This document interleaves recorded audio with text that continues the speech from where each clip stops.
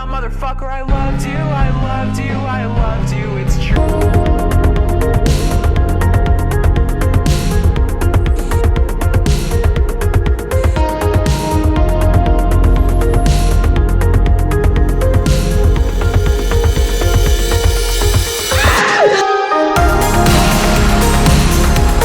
Kids these days with their Fortnite dances on the TikToks, then all of a sudden they're talking about a girl called Megan who's missing. Hey guys, I'm Wes and this is Rewind Horror. Today we're going to be talking about the horror film Megan is Missing and how over the weekend it blew up in popularity, specifically on TikTok with the Megan is Missing challenge.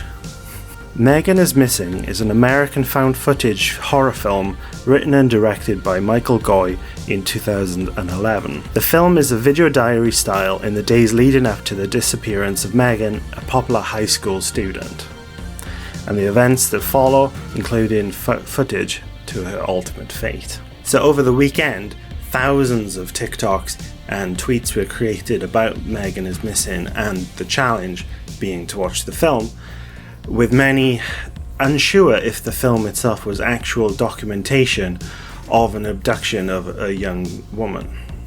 This of course was exacerbated by the fact many were watching grainy copies online, adding to the leaked footage feel.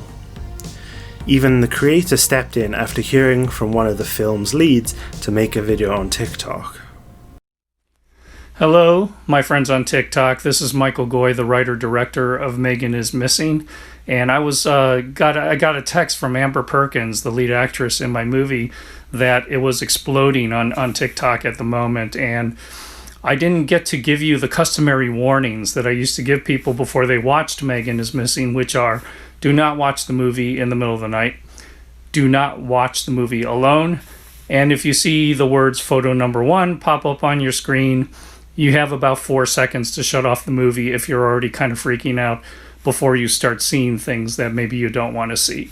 So apologies to those who are already posting about how the movie has freaked them out, but fair warning to those of you who are still contemplating watching the film. Thanks. So, is the film any good? This is actually a really hard question to answer. I think it achieves what it wanted to achieve, which is to be disturbing. The film is a cautionary tale of meeting strangers online, and judging by the reaction of many people online over the past few days, it has succeeded in that respect, despite some dodgy acting in areas and some incredibly fake-looking news footage that's peppered in throughout the film. The film's shock factor, however, all hangs on the final 20 minutes, which plays out like live leak footage, which I'm sure many of you will have seen at some point in your life. Even as a seasoned horror fan, I found the final 20 minutes really uncomfortable to watch and highly disturbing. I think this is something which will stick with me for a long time.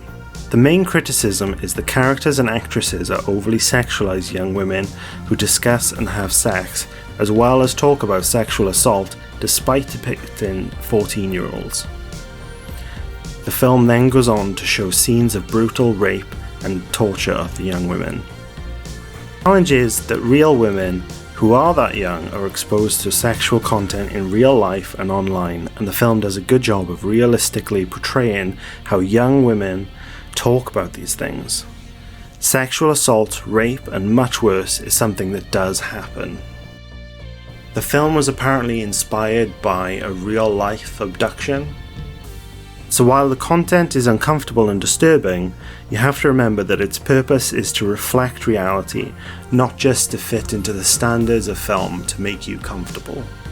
I can't say that this is a good movie, and I certainly don't recommend it. However, I am glad that I watched it. This film certainly has a place in cinema. Some people have said that it should be banned, and it was banned in New Zealand, apparently. I certainly don't think it should be banned at all. I think it has a place, and if it's creating a conversation with younger people about some of the dangers of online interaction, then that's great. Sort of thing does happen, unfortunately. So if it starts a conversation, then it has a place and it's good.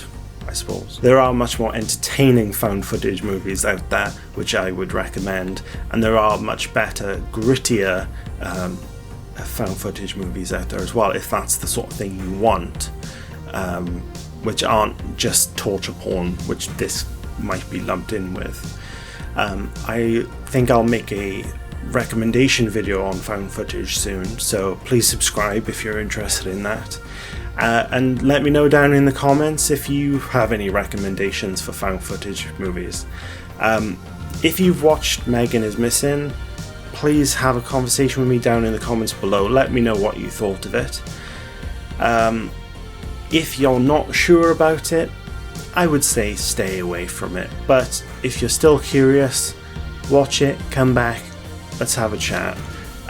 Do remember that it's not real, because there are a lot of people who are still convinced that it is real, I think. But yeah, it's just a movie, guys. So yeah, thanks for watching. I'm Wes, and you can follow me over on my social medias. Links are down below, but it's Rewind Horror pretty much everywhere. Please give a like, a subscribe, all that good stuff, and until then, I'll see you next time. Bye.